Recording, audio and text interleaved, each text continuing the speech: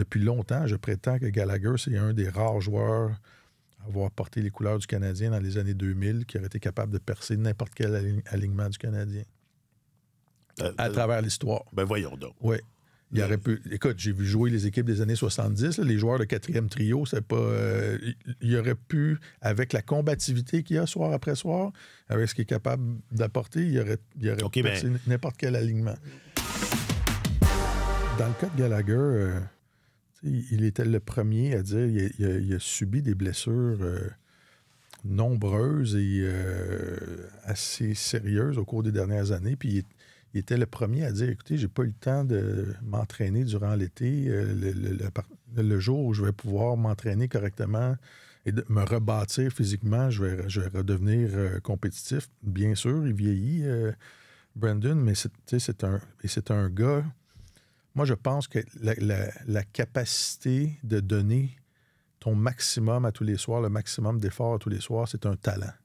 C'est un talent rare. C'est pas tous les joueurs qui possèdent ça. Et Gallagher, même quand le Canadien traversait une période difficile au mois de janvier, on en parlait avec Alex sur la passerelle, puis Alex disait... Je comprends pas cette équipe-là, que c'est encore Gallagher à son âge qui est celui qui se donne le plus soir après soir et tout ça. Quelle empathie, quelle belle empathie. Et ça a une valeur. Il y a beaucoup de partisans qui regardent, qui vont sur les sites spécialisés où il y a les salaires des joueurs et tout ça, puis qui font automatiquement l'amalgame entre le nombre de buts marqués ou le nombre de points récoltés et le salaire d'un joueur. Puis, bien sûr, Gallagher a mérité une partie de son salaire parce qu'il a connu des saisons de 30 buts, mais il apporte d'autres choses à cette équipe-là. Et moi, depuis longtemps, je prétends que Gallagher, c'est un des rares joueurs à avoir porté les couleurs du Canadien dans les années 2000 qui aurait été capable de percer n'importe quel alignement du Canadien à travers l'histoire. Ben voyons donc. Oui. Il aurait pu... Écoute, j'ai vu jouer les équipes des années 70, les joueurs de quatrième trio, c'est pas... il aurait pu, avec la combativité qu'il a soir après soir, avec ce qu'il est capable d'apporter, il aurait percé n'importe quel alignement. Mais il y a plusieurs... Nick Suzuki aussi. Ah? Nick Suzuki aussi. Oui, Nick Suzuki n'aurait pas été capable de jouer sur la quatrième. Okay. Sur un quatrième. Ah, donc, dans son rôle actuel, Gallagher dans son rôle actuel. Gallagher, point, il dit. Gallagher, point. Ouais. OK. Ouais. Non, mais je trouve que c'est une affirmation. Ben, nous autres, en même temps, on les a pas vus, ces équipes-là. Fait que peut-être Non, que non. ça... Je pense que la disparité de talent au sein même de ces équipes-là était plus grande que ce qu'on voit aujourd'hui, là, non? Ben oui, c'est intéressant, ça. Non? Ben, c'est sûr que tu avais des joueurs qui étaient parmi les meilleurs de la Ligue. C'est comme McKinnon, comparer McKinnon avec les joueurs de... Oui, mais dans le fond, ce que je voulais dire, c'est que le niveau de talent moyen n'est-il pas plus élevé maintenant que ce qu'on voyait avant? Ouais. La classe moyenne est plus riche, contrairement à... C'est une bonne question. On va mettre ça dans notre épisode. Moi qui les ai pas vus jouer, là, je vais dire oui. C'est ça. Mais le niveau de jeu a monté. Les joueurs de façon les super vedettes aujourd'hui sont plus habiles que les super vedettes dans le temps aussi. Fait que le niveau de jeu de tout le monde a monté, mais je pense pas Mais est-ce que les écarts ont changé? Je suis pas sûr que les écarts ont changé tant que ça.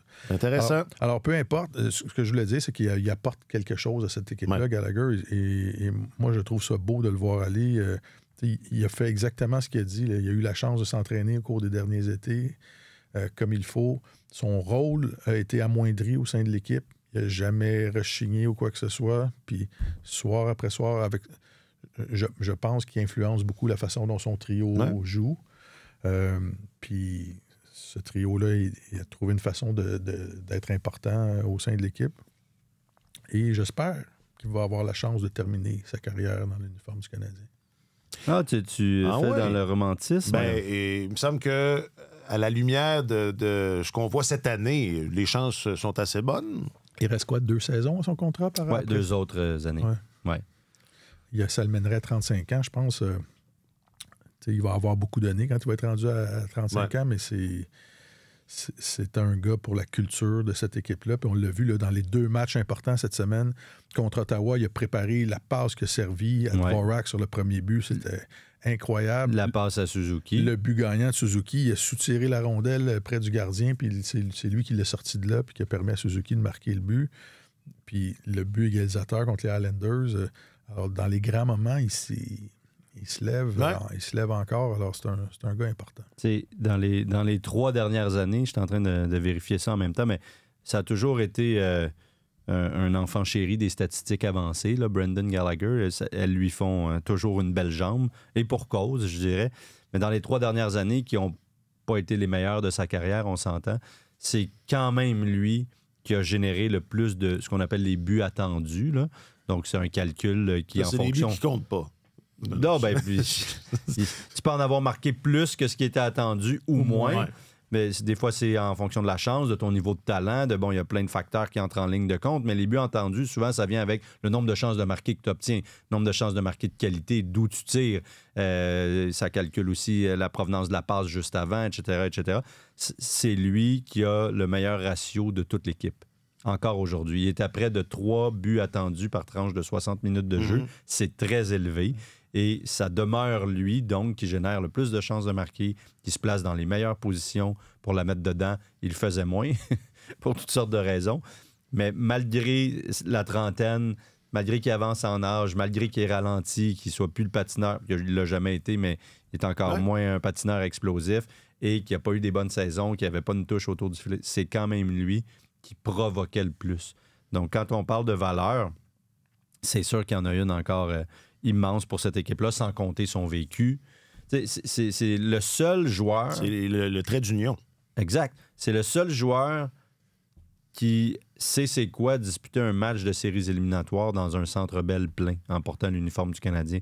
La dernière fois que c'est arrivé, c'était en 2017, quand le CH s'est qualifié, avait terminé premier de sa division. Si ma mémoire m'est fidèle, ils avaient affronté les Rangers de New York au premier tour. Ça avait été une bonne série. C'est la dernière fois que le Canadien s'est qualifié à la régulière, là, si je peux dire. Il y a eu les deux... Dans une saison normale. Dans une saison normale. Il y a eu l'été pandémique dans la bulle. C'était du grand n'importe quoi. Montréal était 23 ou 24e. Ils sont entrés par la porte d'en arrière. Là, on avait élargi le format des séries éliminatoires. Ils avaient battu les Penguins de Pittsburgh. Les Penguins, pour perdre ensuite contre les Flyers. Oui, en 6 matchs, exactement. Et donc, ils avaient fait ça. Puis après, évidemment, il y a le parcours jusqu'en finale de la Coupe Stanley. Mais ça demeure... dans une saison normale, ils ne seraient même pas qualifiés pour les séries. Là. C'est important de le noter. Ben oui. Donc, c'est le seul. Et Josh Anderson le disait l'autre soir après la victoire contre Ottawa. Il nous en parle régulièrement. Il y a d'autres joueurs qui l'ont dit aussi. Il nous dit c'est quoi cette ambiance. Vous pensez que vous vivez un moment en ce moment, mais attendez de voir si on se qualifie puis qu'on entre dans les séries éliminatoires. Ça va être autre chose. Ça va encore grimper d'une ou 2 coches. Alors, c'est ça. C'est un peu l'héritier de l'ancienne génération. Il est encore efficace et il y a une valeur autant sentimentale, de leadership et de contribution sur la glace. Oui. Le moment le plus incroyable que j'ai vu de la carrière de Gallagher, c'est dans les séries éliminatoires de 2020, dans la bulle. Contre Philadelphie. Contre Philadelphie, quand Matt Niskanen lui a donné un double échec en pleine face. Il a cassé la mâchoire et Gallagher était au banc avec la bouche en sang. Puis il continuait de narguer les Flyers avec la mâchoire cassée. Et après ça, il était en période de renégociation de contrat. Et je me souviens d'avoir écrit une chronique qui disait Marc Bergevin, vous êtes bien mieux vous êtes bien mieux de reconnaître ce que ce gars-là a fait pour l'équipe. Parce que c'est un guerrier. C'est un gars qui se présente et c'est un talent. Je maintiens que c'est un talent extrêmement rare d'avoir des joueurs qui sont capables de se présenter soir après soir après soir et de laisser tout ce qu'ils ont sur la patinoire. Alors voilà, je trouve dommage qu'il ait été mal aimé à cause de son salaire, qu'il y a beaucoup de gens qui aiment prétendu qu'il devait être échangé. Un peu comme Anderson. Hein, il y a quelques saisons, on en parlait l'année souvent. L'année dernière, surtout. Alex et moi, on en parlait souvent. On disait, on avait des confrères d'autres médias qui disaient « Ah, Anderson, échangez ça. » Puis on se disait... Dès la minute où ils vont l'échanger, ils vont partir à la recherche d'un autre gars exactement avec ce potentiel. Oui. Alors, c'est facile d'échanger des joueurs. Hein? Oui. Quand tu regardes ça à distance, puis que tu es un observateur de la chose, puis tu dis « Ah, échangez-le. Comment dire? Oui, il y a la corrélation production versus salaire, mais c'était difficile il y a 2 ans d'imaginer un avenir à Brendan Gallagher. C'était pas farfelu de penser que sa carrière était pas mal finie. C'est un revirement de situation. Pas qu'elle allait marquer 20 buts nécessairement, mais moi, de toute façon, il était coincé avec son contrat. Donc, ça, c'est ça. Moi, j'ai toujours cru qu'il allait se rendre jusqu'au bout puis que ça allait justement devenir un ailier de 3e, peut-être 4e trio dans le pire des cas, mais plus 3e trio qui va marquer 10-12 buts puis qui va se battre avec acharnement. Évidemment que on savait que ce serait plus le Gallagher des beaux jours, mais non, moi, je lui voyais un avenir avec le Canadien quand même.